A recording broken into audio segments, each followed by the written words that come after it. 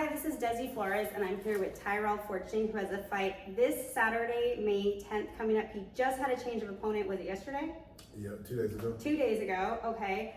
You're 14-3. Yep. You were preparing for one opponent that is a BJJ black belt. And I know in most camps you usually don't train a lot of jiu-jitsu, or you didn't used to. The last time we spoke, you told me your coach gets mad, you never train jiu-jitsu, yeah. But you came off a submission loss, and you were expecting a black belt for an opponent. Yeah. So in this camp, did you focus a lot more on jiu-jitsu than you have in the past? Well, I think in general, the past couple of years, I've focused a lot more on jiu-jitsu. For this guy specifically, I didn't really focus too much on jiu-jitsu, just because it didn't seem like for his last two fights that he was even focusing on jiu-jitsu. A lot of it was ending in stand-up. So we focused mostly on the stand-up side of it for this last opponent. Okay, which you won 8 of your fights via knockout, correct? Yeah. Okay, is that how, so you had a change of opponent. Tell us a little bit about your new opponent. He's a kickboxer, mostly a stand-up guy. You know, from all the fights that we've seen, he doesn't have much of a ground game.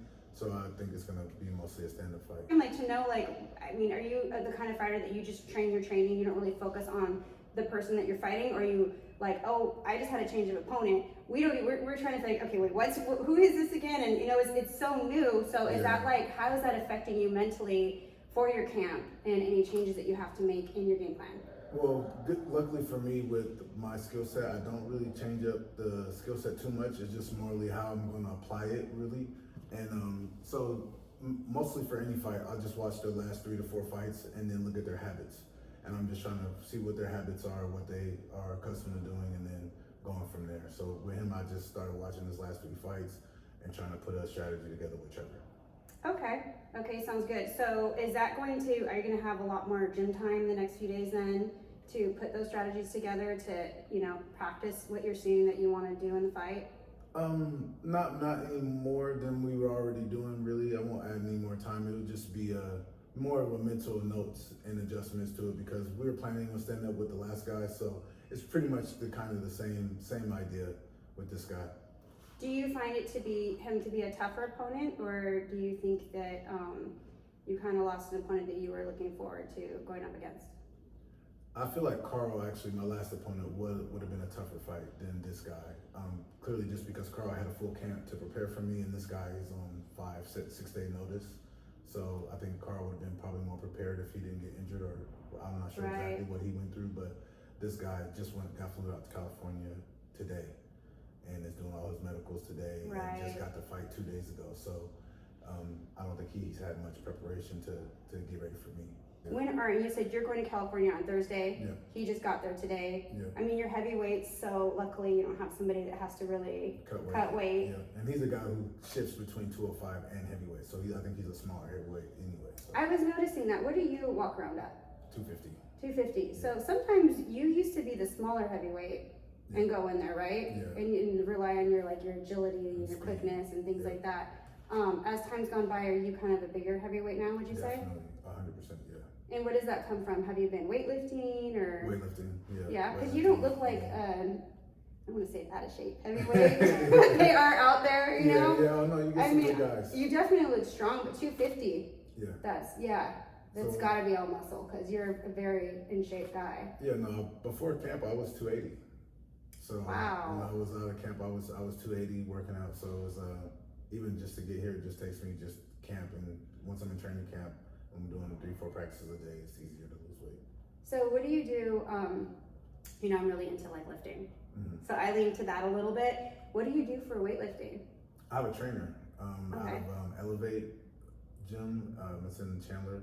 It's a nice gym. Gilbert. Yeah, it's a nice gym. And man, he has me doing a bunch of different things. I'm his first MMA fighter, so it's been kind of different for me. I was working out of Newer Force One for the last 6 years. Okay. And once that shut down and Andre left, then I kind of had to find a new person. And Aaron now, who I've been working with, is great. He's a lot of the same stuff I was doing with Andre, I'm doing with Aaron. And then Aaron even has switched up and got some new things that I've never seen before. So it's been really nice. That's nice. With weightlifting, you kind of have to do that too. Like when you're just starting out with it, you don't need a lot of changes. But sometimes you've been doing it for years, you've really been focusing on it. You need those changes for your body to start reacting to new things. So what does he do? Do you do like the powerful jumps and things like that, like stop, start, or do you do actual like it's back day, it's leg day? Both, actually. We do both. He'll have me doing anything from resistant bands, pulls with jumps, heavy weightlifting, explosive training, sprint workouts. So he has a variation of different things that he puts me through, which is great. I love those type of workouts. That's fun. So you see him three times a week? 3 times a week, yep. And then you do jiu-jitsu? That's kind of like a toss. Sometimes? Yeah. Well, really, it's all about who I have to work with. Most of the time, we won't have a heavyweight or somebody even knowledgeable enough for me to even work with. So it's kind of frustrating a little bit to work with jiu-jitsu when I'm not really going to have a challenge, or even somebody who's knowledgeable in the sport. So then that just leads me into striking more. Okay, so who are you? Do you have good sparring partners here, or do you bring people in, or do you go out to other gyms? I have a great couple guys here. Jay, I'm not sure of Jay's last name, and then Leon Mackey, who's another professional here. He's a 0-1 now, but he's really picked it up in the last couple of years. Even these last few months, he's really understood his distance and timing, so it's gotten a lot better. Okay, so I know your background comes from wrestling. And correct me if I'm wrong here, you're a junior college 2-time national champion. Yep. And a Division II national champion. Yes. And then you came second in Olympic trials, or second? No, I lost in Olympic trials and before the qualifying round, but I won a world title. I guess it would be now, I think they're calling it U2 or universities. I'm not sure what it's called, but it's like right under, but I won the world title in like the university level. Mm-hmm. And then after that year, once I lost in the Olympic trials, then I decided to start fighting. So I have to ask you, so if you're such a good wrestler, how come you don't want to focus on the ground if you know you could take people down? Is it like ground and pound that you like then? You'll take people down, but you're not focusing on the submission part because you're focusing so much on the stand-up. Like, why is that? Because the fight started on the feet. And for most heavyweights, that's where the fight usually ends and is dictated. For me with wrestling, I can pretty much take anybody down and keep them down. I'm not going to be looking for most submissions in the fight because it's going to tire you out. I'm going to be looking to elbow you and punch. So if you give me a submission from those things, then I'll take the submission, but I'm not going to take you down and try to hold you down to submit you. I'm going to try to finish you. That makes sense. You're looking for the knockout. Although I have you do have the rear naked choke win. Yeah, I do have so you take it. Right, so I will get, if you give it to me, I will take it. Give it back, you're going to get it. I get it. So, being that you're saying that, do you ever consider boxing? Like, I know you're wrestling so strong, but you like standing up, you like striking. Yeah, actually, before this fight, I was going to actually do a boxing match. I'm not sure what promotion it was. It was this 1 minute or 3-minute round, and it was a weird boxing thing. It wasn't professional, so it wouldn't have counted against me, but I've been trying to do boxing the whole time I've been doing MMA. Really? Bellator and PFL wouldn't really allow me to do it, and Bellator kept me active, so it wasn't really an issue with that.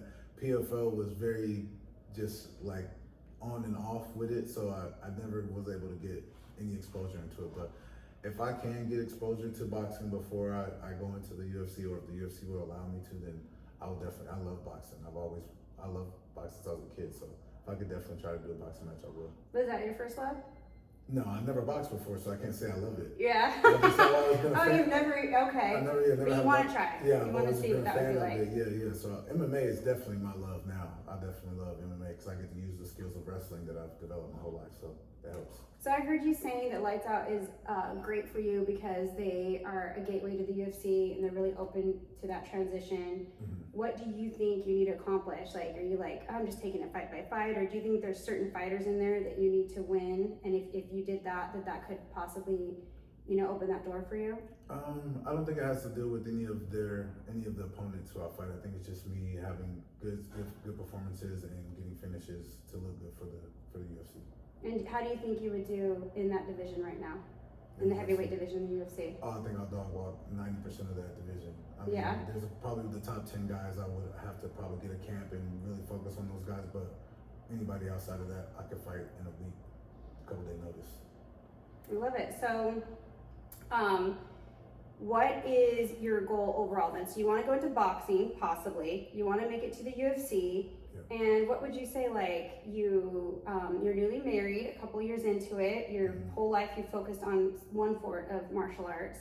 Do you see yourself going to the UFC, staying in there for several years, retiring older? Do you eventually want to do something else in the sport? Like, where do you see yourself in the future? Man, if I would say I don't plan too much in the future like that. That gives me a lot of anxiety. I think too much to worry. The same way. To worry about. Let's focus on this. Yeah, I would say getting into the UFC. I'm 34 now, so I would definitely want to fight till probably the next 6 years at max. I don't see myself fighting at 40 anymore. So by then I would hopefully something will come around, or just my investments will pay out enough to where I can just retire and not do anything. If I was to do anything, I'd probably coach wrestling or maybe some form of MMA, but I don't know. I mean, I would rather focus on family at that time probably and just rest. You know, my body's been going since I was in the 3rd grade. I started wrestling, so it's been nonstop since then. It's crazy how some wrestlers, they wrestle so young that it's like it shortens them. Like it stunts their height. And not others, because you've been wrestling so long and you're, how tall are you? Like 6'2"? 6'2", yeah. That's interesting. And you cut weight all growing up and everything? Nope. No. So Oh, I had a coach that he would limit us to how many tournaments we went to. We wouldn't travel much for tournaments. We go to the big regionals and big national tournaments, which was Fargo back in the day. Now they have like several national tournaments that are big. So he was very good at not burning us out. And because people get burnt out from wrestling, because it's an all year round sport, there is no off season. You go from collegiate right into freestyle Greco, right back into collegiate. So he was very good at like limiting what tournaments we went to and focusing on what we, the time periods. That's really, really good coach, because I've heard so many stories that are so different of people cutting weight at such young ages. Oh yeah, we weren't allowed to cut weight. Even the smaller guys, he never allowed us to cut weight. Whatever you weigh in at, even if you're 1 pound into the next weight class, that's what you wrestled. So speaking of that, you don't like cutting weight anymore because you had that situation happen where you actually died and came back to life with a sheet over your head and a clipboard on you, screaming, strapped to, Yeah, gurney. That was your last weight cut, right? Last weight cut. Okay, never again. So were you light heavyweight? So it was 211.5. So for wrestling terms, I guess that would be like light heavyweight in a sense, yeah. So how has that impacted your career, and how has that changed your mentality in general in life? Well, I mean, like dying and coming back to life. Like, did you see anything when did you see the light? Nah. Was it darkness? Nah, it was like a sleep with no recovery in it. It was just like you're turned off. You know what I mean? I didn't really experience anything. I guess for me, I'm not super religious. I believe in God. I don't believe in religion, if that makes sense. With what people try to make it seem out to be. I didn't. That I guess lack of experience is where I always say if there was something real like that, then I would have experienced it, right? Because I was in that middle ground. But not experiencing it was like, oh, then maybe heaven and hell is made up, right? And people always say, well, Tyrell, you came back to life. Isn't that enough proof right there? I'm like, no, your body wants to survive, your organs and your body wants to live. So it's going to try to restart itself as much as possible, right? Because I put myself there. It wasn't like I got shot 5 times or blown up or something to where my body wasn't capable of working. It was just me dehydrating myself to an extreme point. So who were you fighting at the time? I was in a wrestling tournament. It was a university, it was to get on the university world team. And I just wanted to go on a weight class down because I was in that middle part of heavyweight was 265 and I was 220, 215. And the weight class was 211. No, it was 220, between 220 and 230. And the weight class was 211.5. And so my coach was like, Tyrell, just go heavyweight. And I should have just listened to him because I ended up wrestling heavyweight and still winning anyway. And You came back to life and went and did your wrestling tournament? I still wrestled and won. You did not! And won heavyweight. How many days after you came back to life did you go wrestle? 1. So the next day? The next day. And then won? And won, yeah. They weren't even. Tell me that opponent. I need to go watch that video. It's not one opponent. It was like a whole tournament. I wrestled like 5 matches. What year was this? This was I want to say 2013 or 2011, 2012. It's like in between 2011 and 2013. Between those years, I'm not exactly sure, but it was in that phase. I wrestled Tony Nelson that tournament, which was he was the NCAA double champion. I wrestled him every year after he won nationals. I beat him, and he was the Division I national champ. So you came back to life. You have some water. You hydrate. You eat. You wake up the next day, go do a tournament, kick everybody's ass. Yep. And you're like, I guess I'll just, stay anyway. I guess I'll stay here. This works out for me. Yeah, that's great. So change an opponent, that's nothing to you. No, you can die and come back to life and go win a fight, so you're good. Yeah, it was. In Bellator, I had an opponent change on Tuesday of fight week, and he signed the contract on Wednesday. We weighed in on Friday, fought Saturday. So that was probably the craziest of like switching opponents I've had, because my opponent that week, he came in on Monday, saw me and my coach, left, never came back. Tuesday, they were like, hey, we can't get a hold of your opponent. The coach was still there. He's like, he won't even answer my phone calls. And so they're like, all right, we got to try to find a new fighter. Wednesday, they found a new guy. We signed the contract. That was nuts. But that was like my, I think, 3rd fight into Bellator. So it was my 3rd fight ever. So it was an experience, but it wasn't that bad. What do you think you've learned? What did you learn through your Bellator experience? Bellator was a great beginning platform and company to start with. They were so informational and like just I want to say nurturing in the sense of like knowing that I hadn't had any amateur career. I've never fought before. So they were very informative of like, hey, this is what you're getting into. This is what you expect. These are things that other people have done. This is, what other successful fighters have done and how they carry themselves here. And so just having that relationship with them, with everyone in that company. I mean, from the guy that picks me up from the airport, to the person in the ringside, to the person announcer, to the medical guy, every single person, the promoter, every person in that organization was very helpful, knowledgeable, and just cared about not only the fighters, but the sport itself. They had been in the sport for years and knew exactly what they were doing. I mean, they had a very small staff, but was super organized. And I was so sad that Bellator fell apart. It was like I was like, damn, really already? And it didn't make sense that company should go under because of the way they took care of the fighters. As a fighter, and hearing what other people were experiencing in the UFC or PFL or other organizations was like nothing like the same. So I was like very disappointed to hear when they had to sell and go out of business. As disappointing as that was, is it a little bit exciting now to think like, oh, now I'm going to the UFC?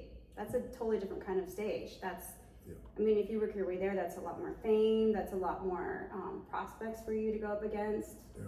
Are you excited? Oh, I'm extremely excited. For me, I knew like Bellator wasn't the end all be all, but it was a great start and great way to get introduced into the sport. I've always wanted to get to the UFC and test myself against the best. So to me, it was like Bellator was kind of like my amateur career. And now trying to get to the UFC is more like me trying to step into the pros. And but I'm not trying to put Bellator down by any means. No, they're a great organization. By that statement, because that is professional.